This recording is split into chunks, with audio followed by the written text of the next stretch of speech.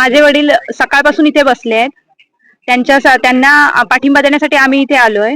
पण सकाळपासून इथे एकही अधिकारी आला नाही किंवा विचारलं पण नाही. नंतर आम्हाला इथे एखादा अधिकारी दिसला महसूलचा, त्याला आम्ही बोललो, म्हटलं कायदा हातात घेतल्यानंतर तुम्ही चर्चा करायला येणार का? ते पण 1 वाजता.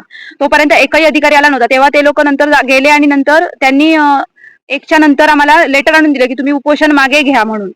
तर आश्वासन त्यांनी दिलं, आम्ही करू वगैरे कारवाई असं त्याच्यात लिहिलेलं होतं. पण त्याच्या आधी कोणतरी येऊन भेटेल किंवा काय असं काहीच नाही झालं. तर आम्ही त्यांना विचारलं की आम्हाला तुम्ही कोणी भेटायला नाही आलात, तुम्ही डायरेक्ट आमचे डिमांड काय आहेत त्या विचारले पण नाही आणि तुम्ही डायरेक्ट कसं आम्हाला उत्तर देताय असं.